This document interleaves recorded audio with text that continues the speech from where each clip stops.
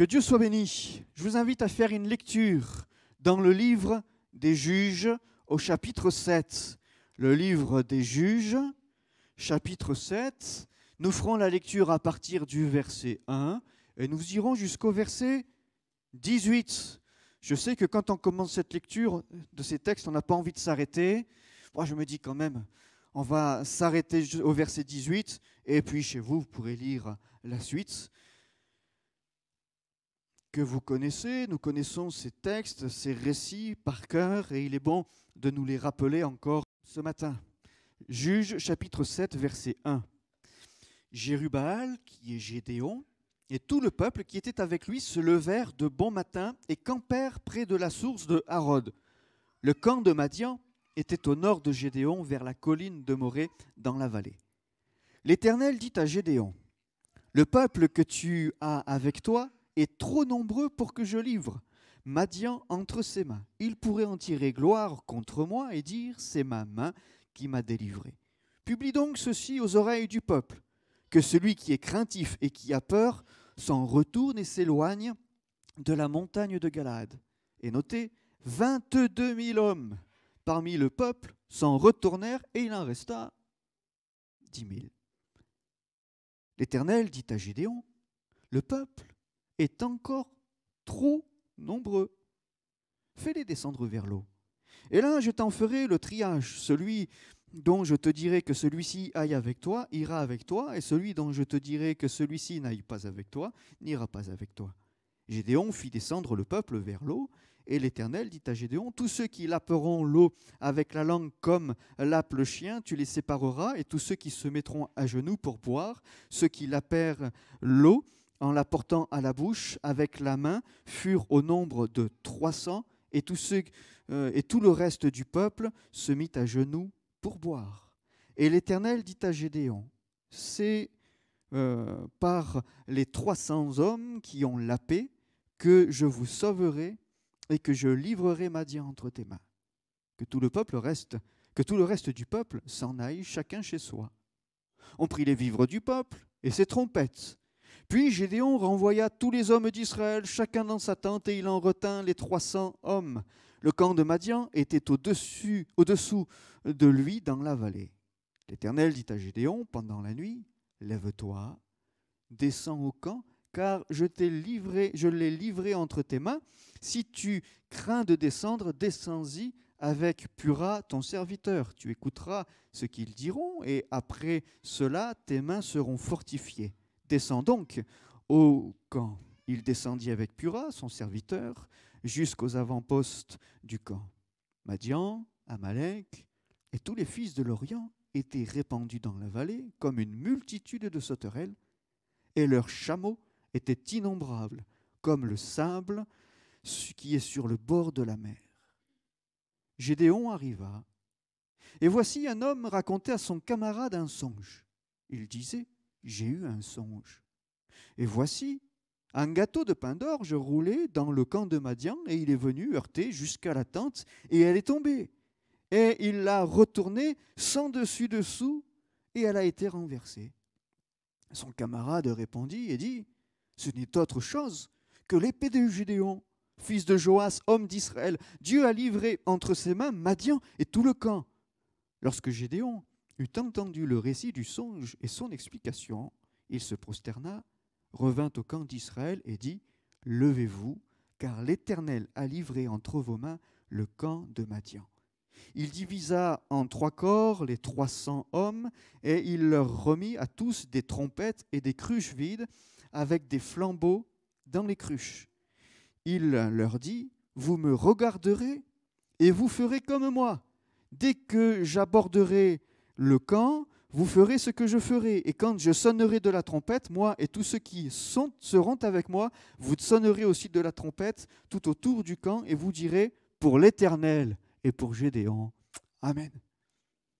Une histoire formidable, n'est-ce pas? Pas vrai, Zacharie? Tu connaissais l'histoire? Tu connaissais ou pas? Ouais, tu connaissais un petit peu. Impressionnant. Tu vas me dire, je n'ai pas raconté la suite. C'est vrai, on ne l'a pas lu. Alors, on va la voir un petit peu, on va voir la suite. Mais il s'est passé quelque chose d'incroyable, d'incroyable. Parce que Gédéon, par la suite, je te dirai où ça se trouve dans la Bible, comme ça ce soir tu pourras lire. Ce qui s'est dit là, ce qu'a dit Gédéon, s'est accompli. Et figurez-vous que Gédéon, avec 300 hommes, va remporter une victoire éclatante contre des milliers et des milliers de soldats armés, des professionnels de la guerre. Et eux, simple peuple d'Israël, va remporter une victoire éclatante, historique, avec 300, j'allais dire, gars, contre des milliers, 125 000. En lisant l'Écriture, bien sûr, ce texte nous parle, nous interpelle. Et ce matin, j'aimerais parler avec vous de cette marche victorieuse, pour ne pas dire de cette démarche victorieuse que nous devons avoir en tant que peuple de Dieu, Église de Jésus-Christ. Nous venons de faire une lecture dans ce livre de Juges, des Juges que nous connaissons, bien sûr, et puis qui ne connaît pas Gédéon? Gédéon, il est connu, n'est-ce pas? Vous connaissez Gédéon? C'est au fait ce qu'il a pu faire. Et bien sûr, en tant qu'enfant, moi, je vous avoue, quand j'avais votre âge, l'histoire de Gédéon, formidable, je la connaissais par cœur. Je la connaissais par cœur parce que ça m'a marqué. Et ce matin encore, j'en parle et j'ai l'impression de replonger des dizaines d'années en arrière quand j'étais tout petit et que je regardais et que je lisais cette histoire qui m'a tellement touché, qui m'a tellement parlé, qui m'a tellement fait réfléchir. Mais c'est encore plus beau que dans les Walt Disney ou dans les DreamWorks. Ah oui, parce que les DreamWorks et les Walt Disney, ce sont des histoires qui n'existent pas. Mais ça, si, même mieux encore que la Reine des Neiges. Deux. Parce que ça s'est vraiment passé. Et même si cela nous semble improbable, ça s'est passé. C'était cette semaine en écoutant les informations, et puis des gens parlaient sur telle ou telle situation, j'entendais c'est David contre Goliath. Vous voyez, alors une autre histoire, mais pour dire qu'il y a des histoires de la Bible qui ont marqué l'humanité, et dont même les non-croyants gardent encore des traces, tellement cela peut interpeller et faire réfléchir. Alors je parlais de marche victorieuse, mais de démarche aussi victorieuse, parce que j'aimerais prendre une autre image aussi pour parler de ce texte et de ce passage de Gédéon. Quand on lit le livre des Proverbes, on voit qu'à plusieurs reprises, il utilise des animaux pour nous parler et pour nous enseigner. La fourmi travailleuse. Et Timothée, en ce moment, il apprend les poésies, bien sûr, les fables, et il est question de fourmis, entre autres. Jean de La Fontaine. Il est question de gazelle dans le livre des Proverbes. Il est question des griffes du chasseur desquels la gazelle va sortir. Peut-être que dans quelque temps, on parlera du daman aussi, parce qu'il est question du daman. Qu'est-ce que c'est que le daman? Vous savez quoi? En rentrant tout à l'heure, vous allez taper sur Google et ton ami daman, et vous allez voir des photos de ce que c'est que le daman. Si dans quelques semaines on l'aborde, je vous mettrai en PowerPoint une photo du daman. Comme ça, vous pourrez voir à quoi que ça ressemble, ce drôle d'animal. Le daman qui est sans force et qui s'établit sur les rochers. Et il est dit, Proverbe 30, il y en a 3 qui ont une belle allure, 4 qui ont une belle démarche. Le lion, le héros des animaux, n'est-ce pas? Le roi, le lion. Il ne recule devant qui que ce soit, le cheval tout équipé ou le bouc, et le roi à qui personne ne résiste. Je disais, au travers de ces textes et de ces animaux qui sont pris dans le livre des Proverbes, donc il y en a 3 qui ont une belle allure, 4 qui ont une belle démarche. Et je crois qu'aujourd'hui encore, l'Église doit avoir une belle allure et une belle démarche. Le peuple de Dieu doit se comporter ainsi, avancer ainsi. Une démarche, c'est quoi? C'est notre manière de vivre. De quelle manière vivons-nous? La démarche, c'est manière de vivre, d'agir ou de raisonner, nous dit le dictionnaire, c'est une action qui est menée auprès de quelqu'un ou d'une autorité pour faire aboutir un projet et pour obtenir quelque chose. Voilà quelles sont les démarches, par exemple, administratives qu'il faut entreprendre pour que tel dossier, tel projet aboutisse et autres. Il y a des démarches à faire dans ce bas monde, bien sûr, que ce soit auprès de l'administration, auprès du patron, auprès de parfois de la famille, etc. Mais nous voyons que pour le peuple de Dieu aussi, il y a une démarche. 4 qui ont une belle démarche. Et alors, il est question du lion. Le lion. Le lion, bien sûr, plus que je ne sais plus comment il s'appelle dans le dessin animé, là, comment ça s'appelle avec les animaux, là, il y a le lion, là. Hein, vous voyez de quel dessin animé je parle, DreamWorks, hein, Alex. Ça va, ça vous parle, Alex? Alex le lion, avec sa crinière, et tout le monde vient le voir pour voir sa crinière. Ah ouais, je vois qu'il y en a un, ça parle, hein, pour voir le roi de la jungle. Pour voir le roi de la jungle, tout le monde veut le voir. Parce que il a cette prestance, il a cette allure, et tout le monde est interpellé, n'est-ce pas, face au lion. Surtout quand celui-ci est en bonne santé, qu'il a bien mangé, parce que les lionnes l'ont bien nourri. Il faut dire ce qui est, hein, quand même. Hein. Comme le lionceau rugit sur sa proie, et malgré tous les bergers rassemblés contre lui, ne se laisse ni effrayer par leur voix, ni intimidé par leur nombre. De même, l'Éternel des armées descendra pour combattre sur la montagne de Sion et sur la colline. Je ne sais plus avec qui est-ce que je parlais cette semaine, dans un rendez-vous, dans une réunion, je ne sais plus, de l'armée. Et j'ai dit, mais c'est vrai, ce ne sont plus des termes que l'on utilise trop souvent aujourd'hui, vous voyez, on fait partie de l'armée de Dieu. Nous sommes une armée. Ah si, ça y est, je me souviens avec qui j'en parlais.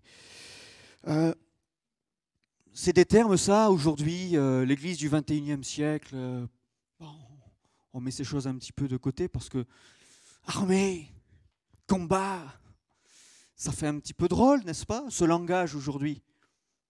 Mais pourtant, la Bible nous parle, et d'ailleurs, il est dit, il est l'Éternel des armées. Mais alors, il est l'Éternel de qui? C'est nous. Donc les armées, c'est qui? Ben, c'est nous. Ce sont nous, les armées de l'Éternel, l'armée de Dieu. Tout à l'heure, nous l'avons chanté, libre de nos chaînes, nous marchons vers toi, Maranatha, et que l'armée de Dieu puisse encore proclamer la grâce de Dieu et apporter la lumière, le témoignage du Christ ressuscité dans ce monde enténébré. Et il y a un combat qui se livre entre le royaume de lumière, le royaume de Dieu et le royaume des ténèbres. Alors le lion, il nous est dit, c'est celui qui est fort et courageux. Et Gédéon a dû manifester ses qualités. Fort et courageux, vous connaissez l'histoire de Gédéon? Non, pas moi. C'est vrai. Avant d'aller faire ce combat-là, lorsque Dieu lui a parlé, hop, hop, hop, hop, hop, hop, hop. Regarde à côté, voir. Regarde le voisin d'à côté, regarde dans la maison d'à côté, parce que peut-être là, certainement, tu trouveras quelqu'un dans la maison d'à côté. Parce qu'il disait quoi? Il dit, je suis le plus petit de ma famille. Qui est la plus pauvre en Manassé? Oh, choisis quelqu'un d'autre. Moi, je ne suis pas assez grand. Moi, je ne suis pas assez fort. Moi, je ne suis pas assez ceci. Moi, je ne suis pas assez cela. Fais quelque chose d'autre, mais pas moi. Non, non, non, non, pas moi.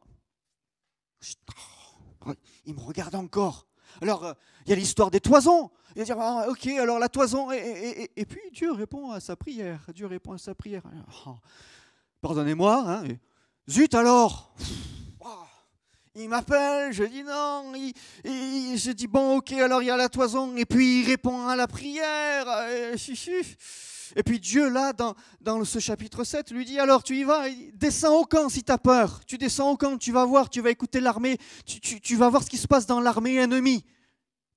Et il va y aller. Et il a fallu qu'à un moment donné, il manifeste cette force et ce courage que nous pouvons retrouver chez le lion. Vous vous rendez compte? Force et courage.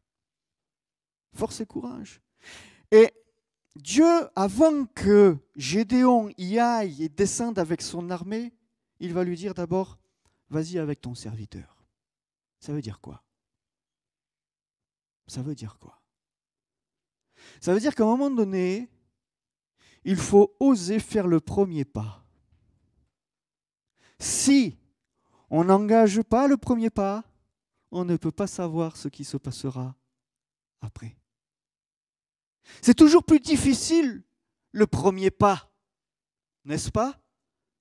C'est le plus difficile. Vous me direz, oui, mais bon, le combat, il était après. Oui, mais alors, Dieu connaissant Gédéon, connaissant la situation de Gédéon, et Gédéon qui connaissait bien la situation du peuple, c'est pour ça aussi qu'il ne se sentait pas l'âme d'un héros, n'est-ce pas?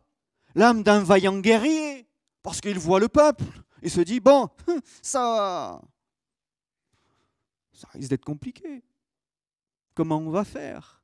Parce que nous ne sommes pas assez, parce que nous ne sommes pas une armée, parce que nous, on est des gens qui travaillent la terre, nous sommes des gens qui élèvent des animaux pour nous en nourrir, nous sommes des gens qui travaillons comme cela la terre, le bois et autres, mais on n'est pas des soldats de base.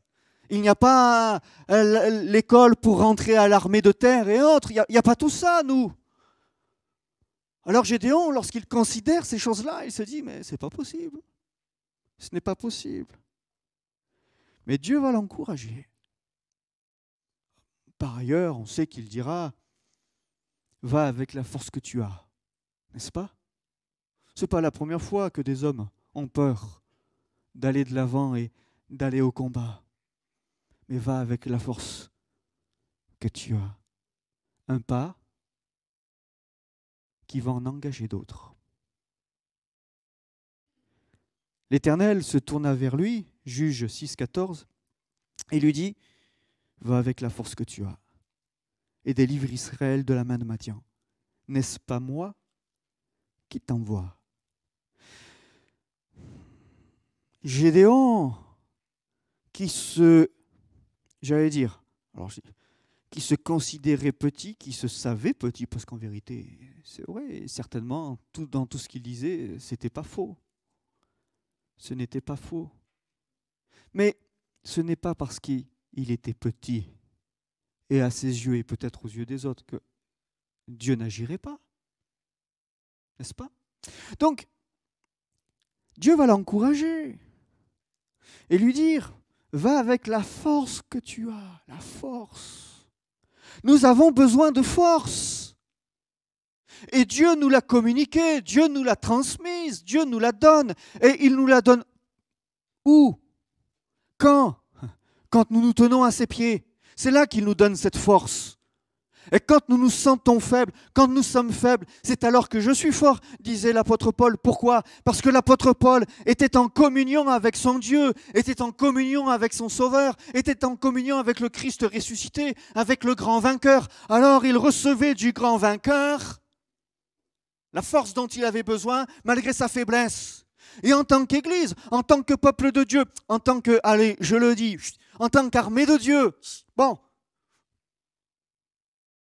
qui se sent qualifié? Qui se sent suffisamment armé dans le combat que nous livrons aujourd'hui contre les dominations, le prince de ce monde, le royaume des ténèbres? Qui? Je pense que comme Gédéon et son armée en son temps, nous pouvons dire, pas nous. N'est-ce pas? Vous sentez de grands, de braves et solides soldats? Va avec la force que tu as. C'est dans la communion avec Dieu, c'est dans la relation avec Dieu, c'est dans le dialogue avec Dieu que Dieu nous encourage, nous fortifie, dit, tu vois, avec la force que tu as, même si tu dis que tu es petit, même si elle est petite, va quand même. Va quand même. Parce que la victoire, elle est au bout. Et d'ailleurs, on va le voir. Et pour Gédéon et pour l'armée, parce que passer de 32 000 à 300, le choc est rude. Hein, voilà. Et pourtant, les choses se passeront ainsi. Cette force, cette vigueur. Et puis Gédéon, vous savez ce que veut dire Gédéon? Ça veut dire coupant, abattant. Ouais. Coupant, abattant. Et Gédéon, à un moment donné, va devoir trancher. Il va devoir couper. Couper quoi? Il va détruire l'autel de Baal. Voyez? Il est coupant. Il est tranchant.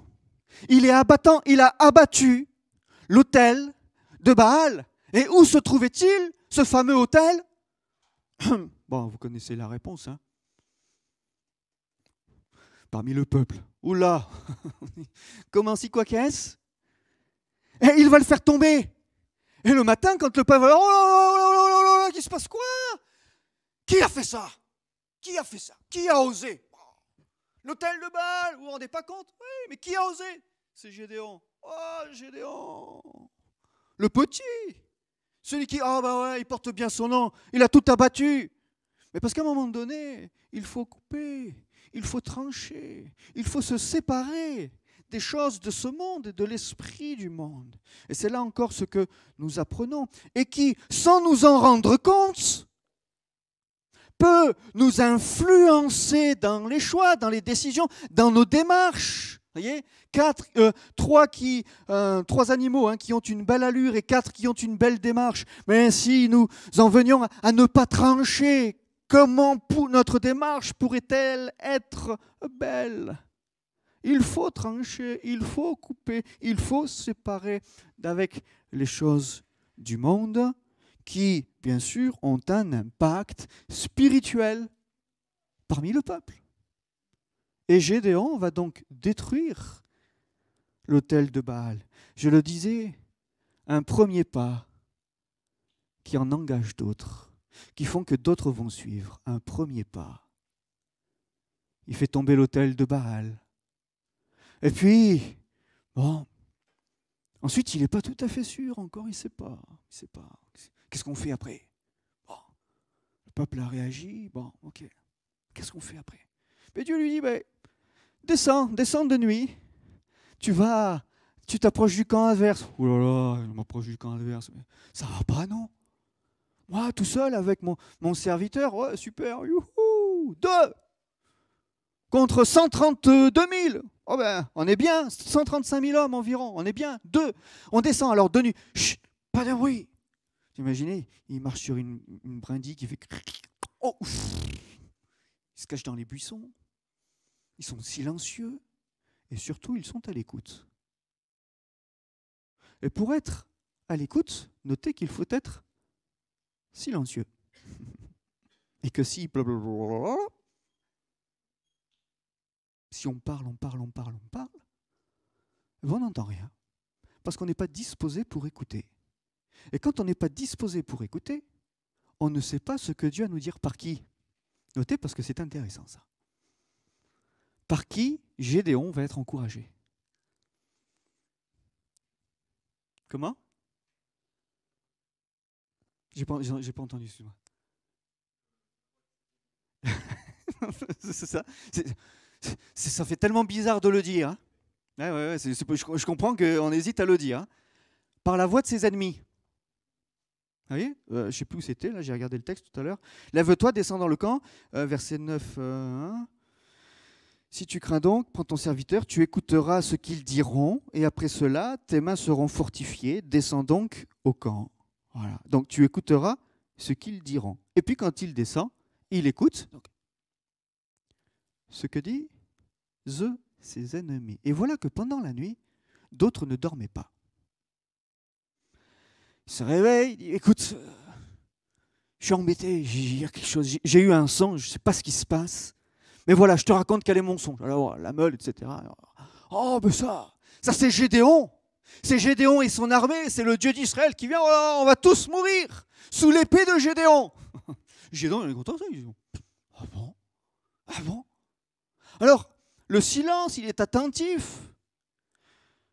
Et voilà que de ses adversaires, même, il va entendre quelque chose qui va confirmer ce que Dieu lui avait dit.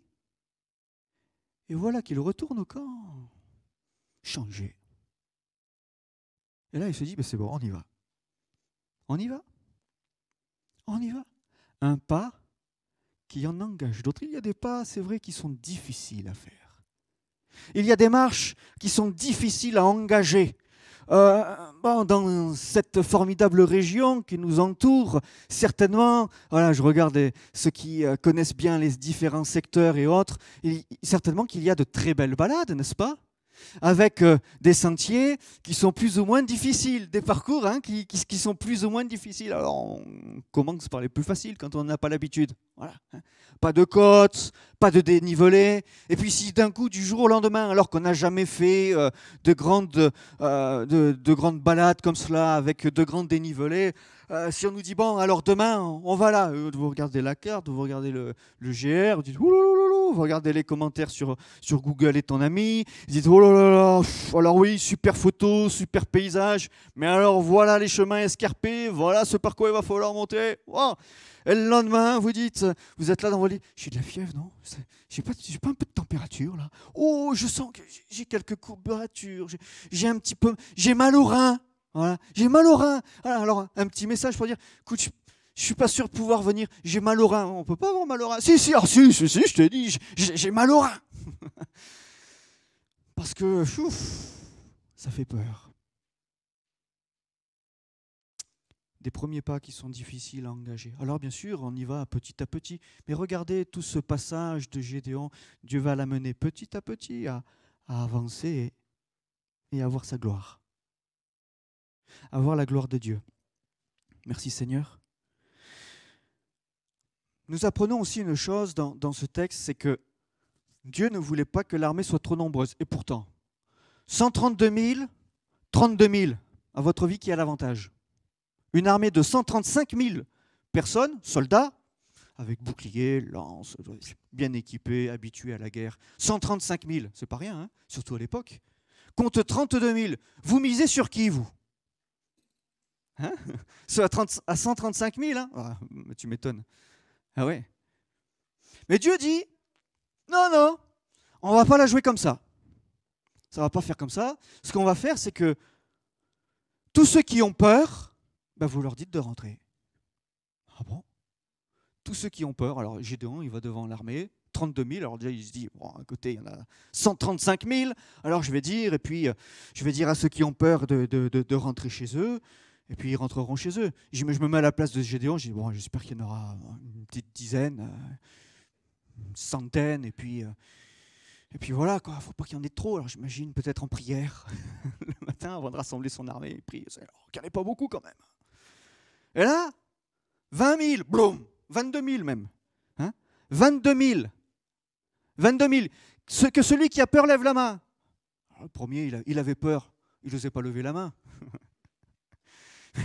Alors, il y en a qui ont peur parce que sinon on va aller parce que là on va au combat. Alors ceux qui ont peur, osez, prenez votre courage à deux mains, hein, et levez votre main, hein, comme ça.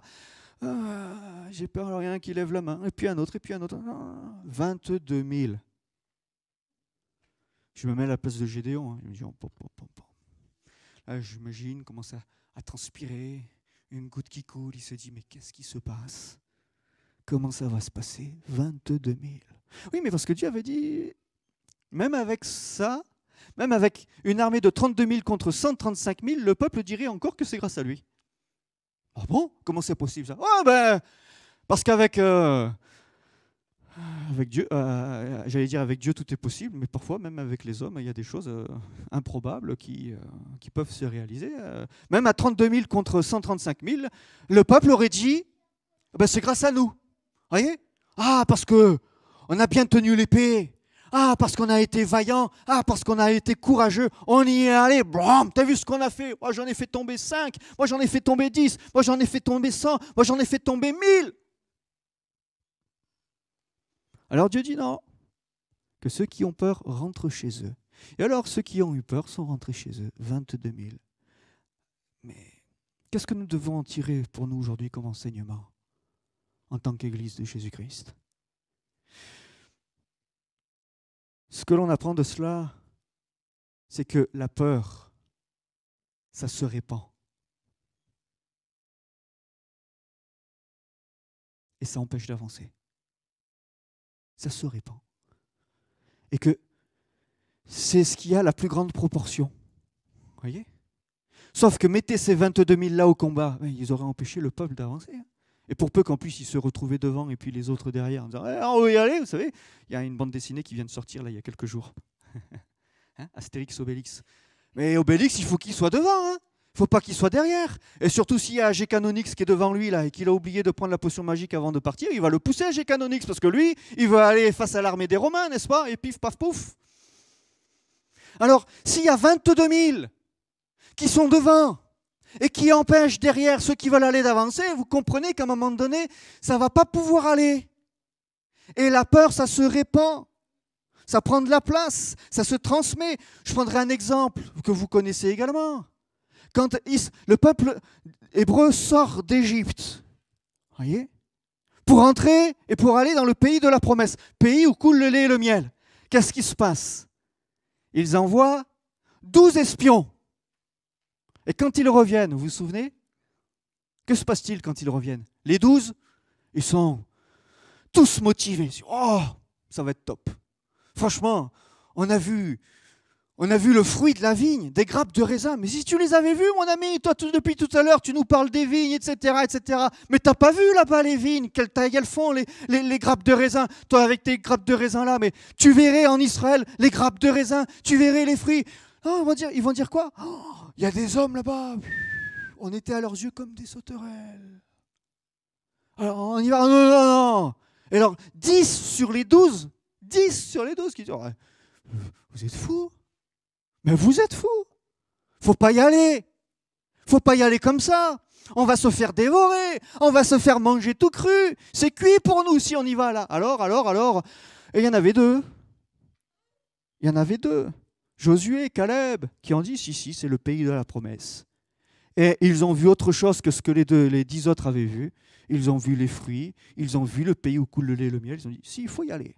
Il faut y aller. Mais 2 sur les 12. 2 sur les 12. Et là, sur les 32 000, eh bien, il y en avait 22 000 qui avaient peur. C'est toujours une proportion, la proportion la plus importante. Mais je crois que dans nos cœurs, dans nos vies, il nous faut aussi apprendre à chasser ces peurs. J'ai dit tout à l'heure, Gédéon, c'est celui qui coupe, c'est celui qui abat, c'est celui qui tranche. Puissions-nous trancher et que ce ne soit plus cette part la plus importante qui, malgré nous peut-être, pourrait nous animer et faire que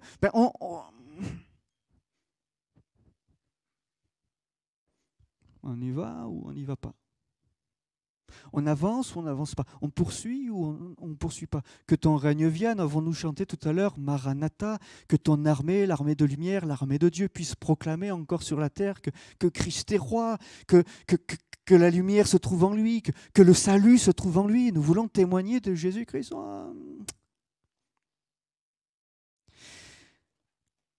Publie donc ceci aux oreilles du peuple, que celui qui est craintif et qui a peur s'en retourne et s'éloigne de la montagne de Galaad. Et 22 000 hommes parmi le peuple s'en retournèrent et il en resta 10 000.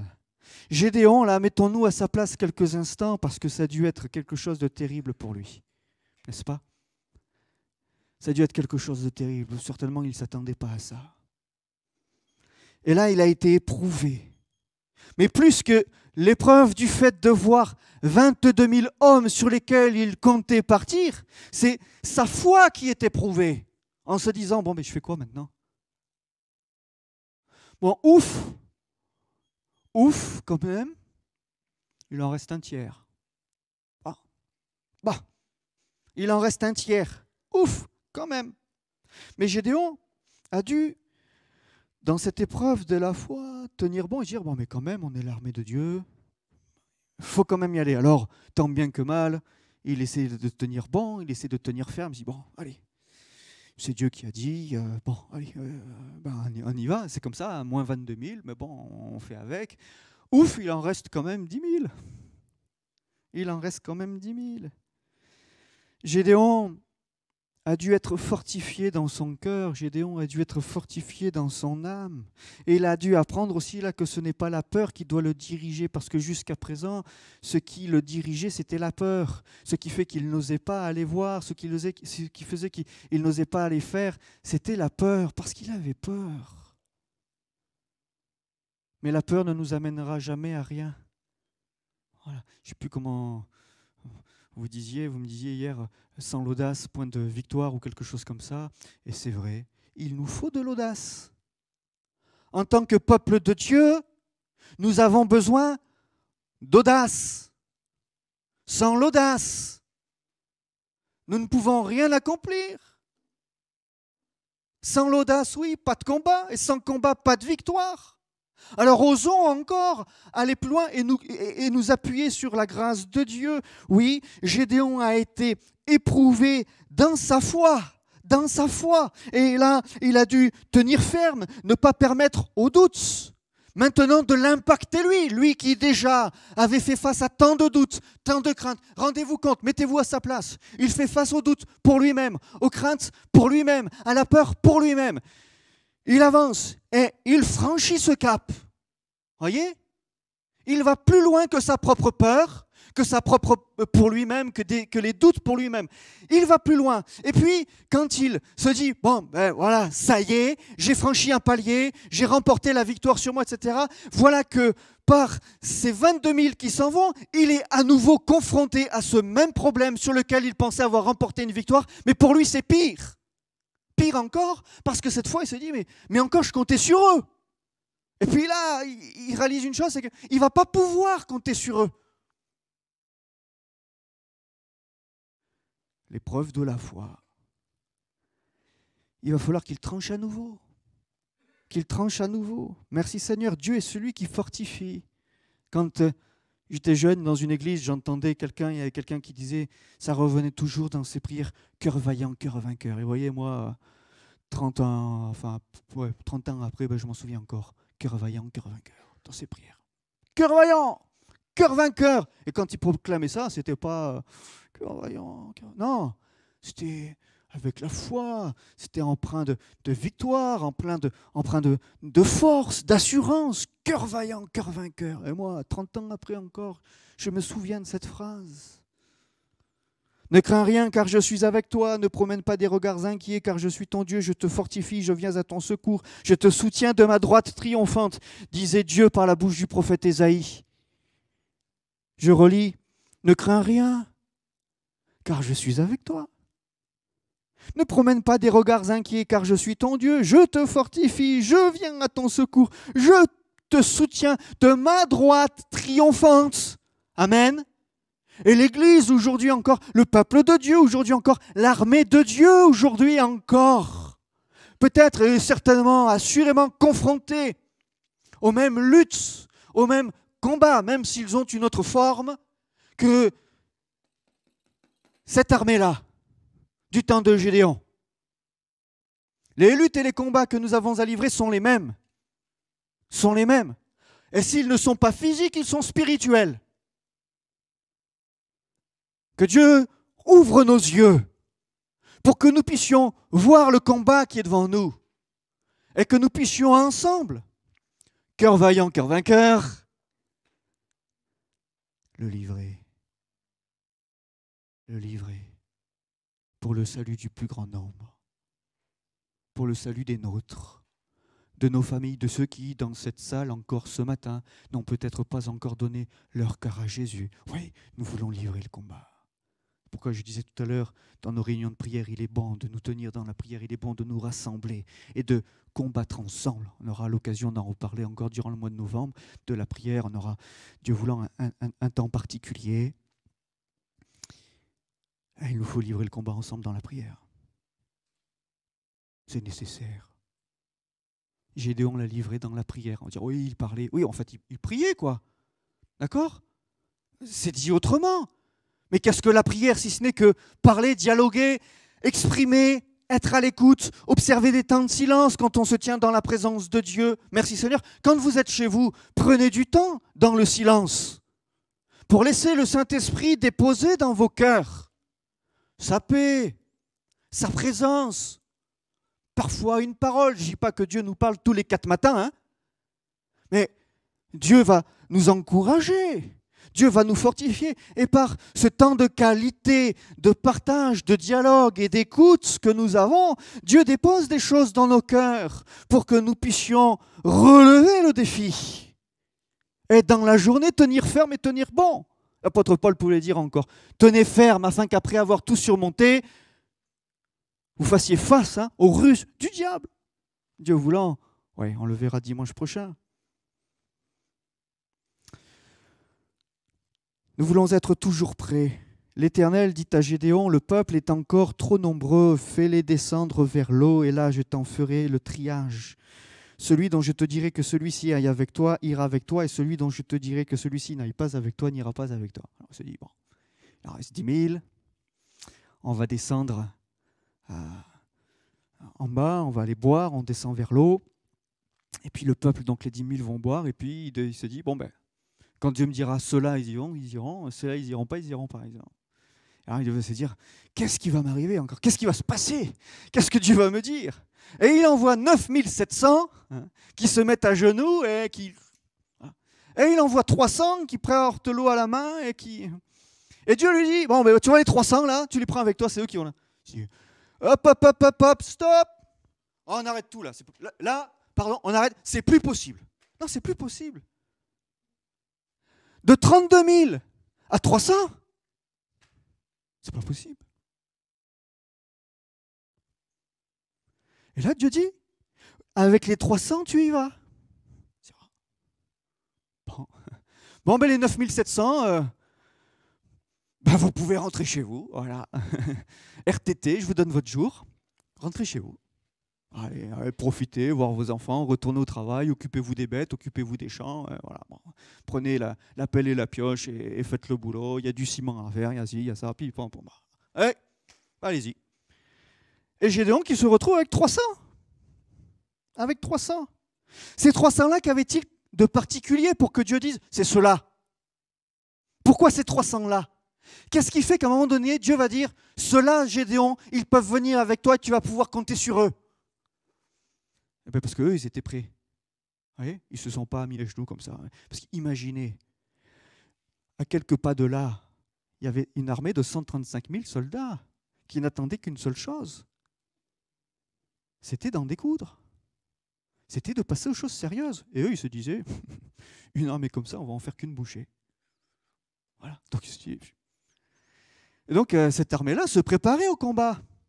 Et Gédéon, là, il se retrouve à devoir sortir un petit peu de la zone de confort, sortir un petit peu de la zone de sécurité. Tu vas à l'eau, tu te déplaces avec 10 000. Mais imagine que les éclaireurs ennemis, là, ils nous voient, ils vont appeler les chefs, ils vont envoyer leur armée. 10 000, ils savent que nous, on est cuits, quoi. Et dire 132 000, 135 000 contre 10 000. Donc, vas-y, tu y vas. Et sur ces 10 000-là, il y en a 700 qui portent l'eau à la bouche. Ça veut dire quoi? Ils se tiennent prêts. Ça veut dire qu'ils ont toujours un œil sur ce qui se passe à côté, sur ce que l'ennemi peut faire. L'ennemi, il ne le voit pas, mais en attendant, ils sont attentifs. Et si jamais il montre à un moment donné le bout de son nez, ils veulent le voir. Ils ne se jettent pas comme ça à terre, genre oh, j'ai soif. Et puis que si l'armée venait, là, tous avec la tête baissée, un genou, et à boire, j'allais dire, bon bref, comme le feraient certains animaux, ils passent tous au fil de l'épée, là. Donc il y en a 300 qui... Ouais, on boit, mais on a l'œil. Hein. On vérifie où est l'ennemi. On ne veut pas le perdre de vue, parce que si jamais il arrive, on veut être prêt. 300. Toujours prêt. Toujours prêt. Puissions-nous être une armée toujours prête. Toujours prête. Toujours prête pour le servir. Toujours prête pour aller de l'avant. Toujours prête pour combattre contre l'ennemi de nos âmes. Toujours prête pour combattre contre un royaume qui aujourd'hui ne veut qu'une seule chose. C'est notre perte, c'est notre échec, c'est notre ruine. Mais tenons ferme et soyons prêts. Ne nous jetons pas comme cela, j'allais dire, corps et âme. Veillons. Ayons toujours un œil sur celui qui veut notre mort, sur celui qui veut que nous soyons privés du royaume de Dieu, de la félicité, du ciel de gloire. Ayons l'œil ouvert, l'esprit ouvert, spirituel. 300 d'entre eux qui étaient pressés de combattre les Madianites ont porté rapidement l'eau à la bouche parce qu'eux, ils étaient pressés. Et là, Gédéon va dire, voilà ceux qui ont envie. Eux, ils ont envie. ils sont prêts. Et eux, il faut que ça aille vite, parce qu'ils veulent y aller. Ils veulent y aller. Alors ils iront avec 300 hommes, accompagnant Gédéon, pour faire face aux ennemis de Dieu et de son peuple. N'oublions pas une chose, je vais m'arrêter là pour ce matin, on poursuivra dimanche prochain, Dieu voulant. N'oublions pas une chose, c'est que notre ennemi, c'est celui de Dieu. Plaisante pas. On ne peut pas plaisanter avec ça. On ne peut pas prendre les choses à la légère. Parce que notre ennemi, c'est celui de Dieu. Et en vérité, on peut le dire, on effacera après, hein. Si Dieu n'est pas avec nous, il est plus fort que nous. Hein. D'accord? Ça vous va? Je choque personne? Si Dieu n'est pas avec nous, c'est lui qui nous terrasse. Hein. Lui demeure fidèle, et si nous demeurons fidèles, c'est pas parce que nous sommes meilleurs que les autres. Voyez? Mais c'est parce que il est fidèle que nous le sommes. C'est pour ça que ça passe de 32 000 à 300. Et que Dieu avait dit, bah, même avec 32 000, il serait capable encore de prendre toute la gloire. Il dit, Dieu dit, ça c'est pas possible.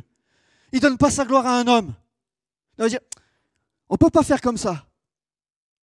Je ne peux pas donner ma gloire à un homme, les hommes vont vouloir se l'approprier, la victoire. Donc, non, mais c'est le même ennemi que nous avons. Luttons encore ensemble. Veillons encore ensemble. L'Éternel dit à Gédéon, c'est par les 300 hommes qui ont la paix que je vous sauverai, et je vous livrerai Madian entre vos mains, que tout le reste du peuple s'en aille chez lui. Vous voyez, c'est Dieu qui dit, c'est moi qui vais remporter la victoire. C'est moi qui vais combattre pour vous. C'est moi qui vais faire les choses. C'est moi. On verra dimanche prochain les 300, ce qu'ils feront. Et en attendant, lis la fin de Juge 7. Tu verras. C'est Dieu qui fait. Parfois, nous avons l'impression que, allez, on peut faire, je sais faire, vas-y, pif, paf, pouf, allez. C'est Dieu qui fait. C'est Dieu. Ce que nous apprenons aussi dans ce texte, c'est que la victoire ne dépend pas de ce que nous sommes capables de faire. Elle dépend de Dieu. Voyez ? Je dirais aussi, la victoire ne dépend pas du nombre. Elle ne dépend pas du nombre, la victoire. Elle dépend de Dieu. Preuve en est, Gédéon et ce passage qui ont marqué les siècles, qui nous marquent encore et qui marqueront encore jusqu'au retour de Jésus-Christ. Le peuple que tu as avec toi est trop nombreux pour que je livre Madian entre ses mains. Il pourrait en tirer une gloire contre moi et dire « c'est ma main qui m'a délivré ». Mais nous encore ce matin, nous voulons dire « toi qui es notre roi, nous qui sommes ton peuple, nous qui sommes ton armée, nous voulons être en marche, cœur vaillant, cœur vainqueur ». Et oui, ce matin, je termine ainsi, que le peuple de Dieu se lève. On l'a chanté tout à l'heure, hein, que toute la terre se lève en son honneur. Que le peuple de Dieu encore aujourd'hui se lève en l'honneur de Christ, en l'honneur de Jésus-Christ, qui lui remporte la victoire, que son nom soit béni. Le peuple de Dieu, armé de Dieu, qui est conduit par l'Esprit de Dieu pour le salut du plus grand nombre. L'Éternel combattra pour vous. Et vous, gardez le silence. Amen. Amen. Que Dieu soit béni. Voilà, ces moments se terminent. Nous vous souhaitons à toutes et à tous un excellent appétit, un bon dimanche, une bonne journée.